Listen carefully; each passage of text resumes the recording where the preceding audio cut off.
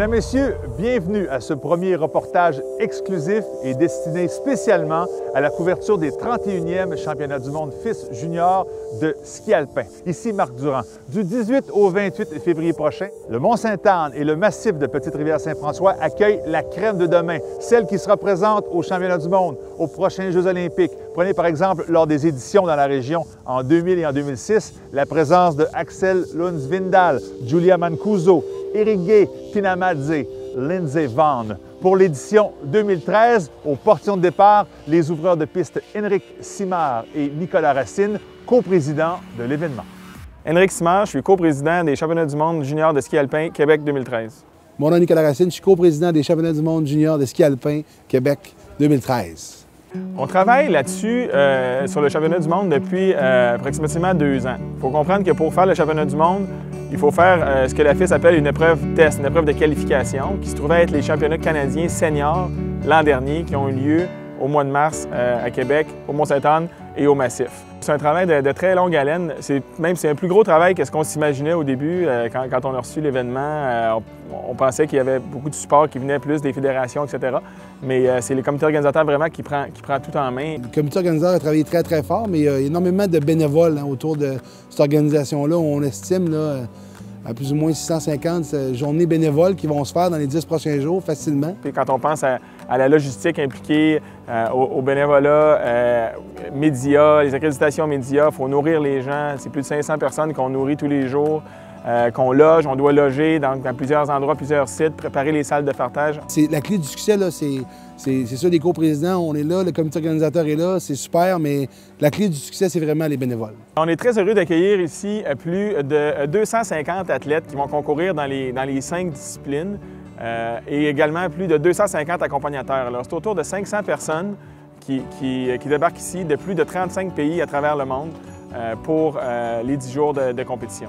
Depuis 1981 que l'événement a lieu, si on regarde tous les grands champions du circuit, de la Coupe du monde, des Olympiques, des Championnats du monde, sont passés par les Championnats juniors mondiaux. Certains ont eu beaucoup de succès, d'autres ont eu des moins bonnes performances aux mondiaux juniors, mais tous les grands coureurs sont passés par ici et c'est un tremplin vraiment vers la Coupe du monde. Les équipes commencent à arriver le 18 février, lundi, soit aujourd'hui, et bon, les épreuves de compétition commencent mercredi.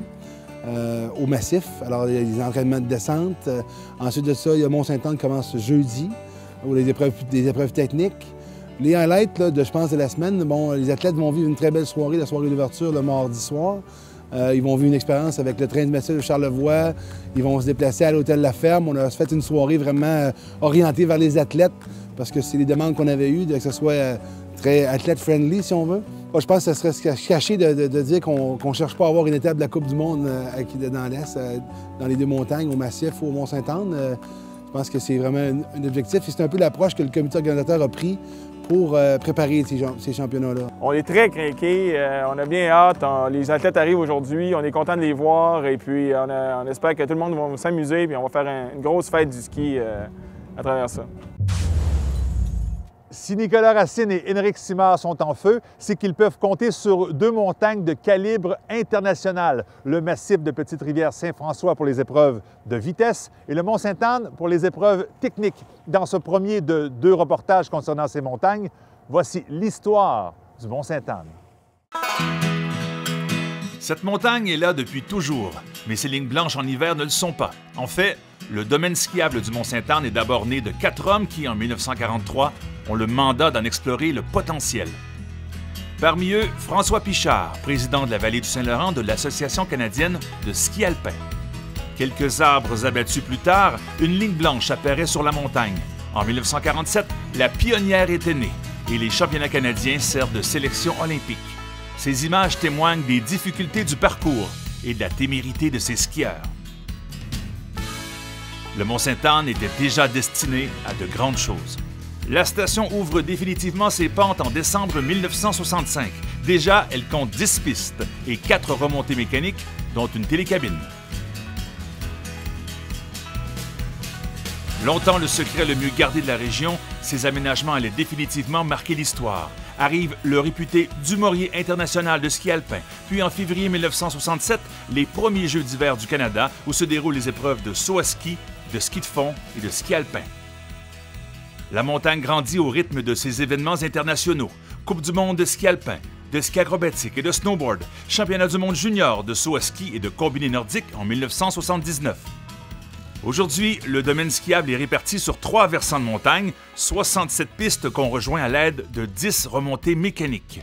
Plus que jamais, cette montagne est destinée aux champions, grands et petits. Pour en savoir plus sur l'histoire du Mont-Sainte-Anne, la station offre à sa base le Musée du ski du Québec. On y retrouve non seulement des artefacts de la montagne, mais aussi de toute l'histoire de ce sport qui arpente nos hivers depuis plus de 100 ans. Voilà, c'est ce qui met un terme à ce premier reportage concernant les 31e championnats du monde FIS junior de ski alpin. Revenez nous voir ici sur place ou sur vos écrans.